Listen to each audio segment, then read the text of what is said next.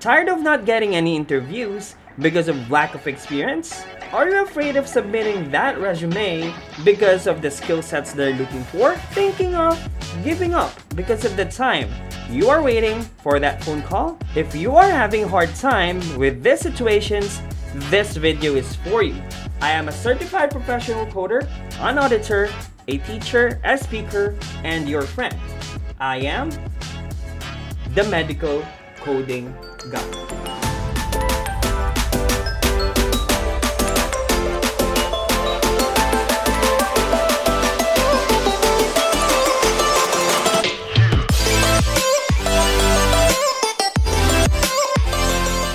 So, the question is it really possible? In this episode, I will show you some tips in order to help you land that illustrious job offer that you have been waiting for. We will also get some tips from a fresher's perspective later in this video. Now, let's talk about how to find a medical coding job without experience. First thing you need to do is to, of course, build your network. Networking is one of the best thing you should do in order to have more leverage in job hunting. Try job searching sites like LinkedIn where you can connect to countless of people in the field, asking them questions how to apply for a job in their company, and also if you're lucky, these people may hire immediate job joiners that they will post on their social media wall. You can also develop contacts like your friends, family, neighbors, college alumni, previous workmates, people in other associations, anyone who can help you generate information and job leads. And do not forget to join your local chapter depending on the place where you live. Usually, this local chapter can give you more information about the companies that are hiring in this field. Second is, you should highlight your previous or any transferable skills. No matter what you learned in school or at your previous job, transferable skills are what every worker gains from each career experience, including volunteering, internships, freelance jobs, and more. They are the skills that you can use for any professional setting. Let's say you have a previous experience in finance. You can say to the prospective employer that you can use that skill you have in the medical coding because revenue is one of the things that you will monitor as well, whether you are getting the proper reimbursement with your claims or not. Perhaps the most important aspect of transferable skills is that they're always yours to keep. No matter where you take your career, the transferable skills you develop will forever be there for you, helping you adapt, change, and grow professionally. Lastly, and I think one of the most helpful tips I can share you in this short video is to accept low salary or unpaid internships. It is very hard to think that your friend already earns big in his or her current career, but it is sometimes hard to compare you and your friend because he or she already started ahead of you. But always think about the rainbow after the storm because, again, in the future, after you gain some experience, maybe you will get that salary that you are waiting for. The benefits of an internship or a low salary job for freshers include job experience, finding a mentor, preparing for future employment, and building network within the industry that will help you find more people and maybe your future employer. Your time is precious, so instead of waiting for that winning lottery number, why not invest that time to something valuable that will gain you the experience you need, and after a year or two, you can always transfer jobs which gives you more salary. And those are some short and best tips I can share with you today. And to add more help to you, I invited someone special to give her personal tips on how you can land that job. She was my previous student and also a fresher in this industry. So, as I've said earlier in the introduction, we'll be having our special guest right now, all right, to help you and also give tips on how to land your first medical coding job as a fresher. So, let's welcome Dr. Priti M, CPC. Hello, Priti. How are you? Yeah, I'm fine. Thank you for inviting me. It's my honor to be with you. Also, thanks for accepting my invitation. and you've been one of the best students I've ever had. So again, when it comes to the learnings, and also when it comes to the recitation, and also the questions that you've thrown Thank during you so much. the But the credit goes to you definitely. yeah.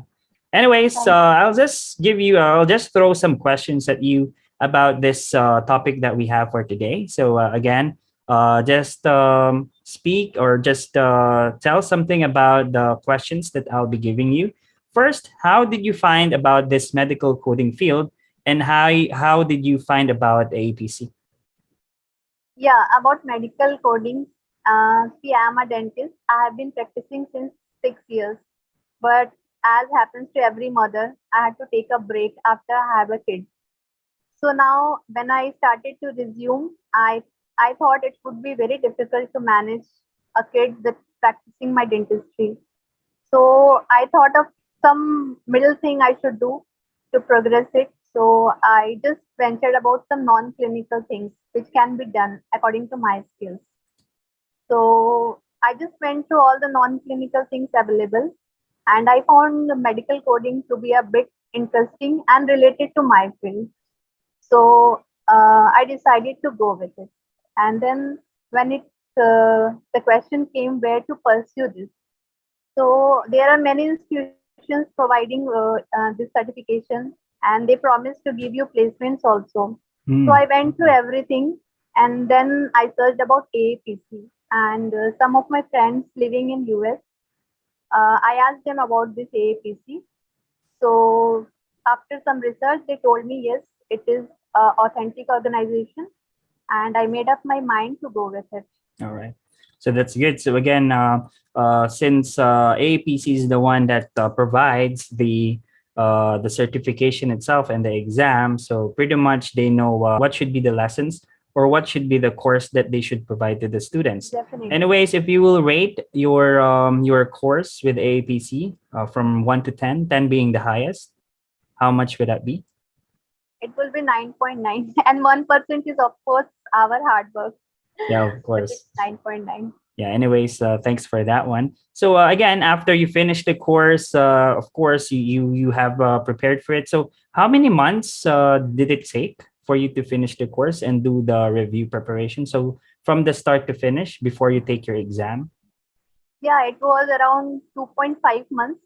We took the training from AAPC, and it took 15 to 20 days for preparation from our side. Then I took the exam after finishing my course, just 15 or 20 days after I took the exam. All right. So that's good. And also, how was the exam? So again, you've prepared well enough for the exam itself, answered a lot of mock exams. So can you tell me about how did the exam went well, and also how many days you've waited for your results? Yeah, definitely. Actually, as happens to everyone before the exam, when my date was declared, I was a bit nervous about the exam. But in the back of mind, I was pretty sure I would crack the exam because I have uh, pursued it from such a nice organization, and I'm having such a good mentor who really made every subject very easy. Yeah. So I did the exam, and it really went good. Though it was for just to convey the exam, it's I cannot tell it's a very easy one, but if you take a good training, then it becomes easy. It was quite lengthy and tricky, but yes, it was not that hard to crack it. So I gave the exam, and the results came, and I got a good marks. And definitely the credit goes to you, sir, for making Yeah, yeah. us a. Yeah. So yeah, thanks for the compliments, and also that's very good because again, you aced the exam in one attempt only, and of course, after you pass the exam, so that's the time people when someone pass their certification exam, sometimes they will rest for like a couple of months before they will look for a job. But how it went for you? So did you find yourself looking for a job after you finished the exam and passed the exam? Yeah, definitely. When I got my result, the day when I got the result, just from the next day, I started searching for the job. Then I searched the job for nearly 1 month after I cleared the exam. And in between, there was time when I became restless. And one more problem with me was I just wanted a work from home option. So I was trying, but in between, I get restless, and I thought, okay, now I'm not going to get a job. I become very restless. So, but as I told you, I talked to you, and you always inspired me and motivated me Yeah. to just wait for the right time. And main thing I learned from you is listening. I made contacts on LinkedIn, and the contacts were really very helpful. Yeah. So they helped me out. They referred me to the companies, Yeah. and some of the people also gave me many ideas about the assessment and interviews. And doing all that, I went ahead and finally I got a job.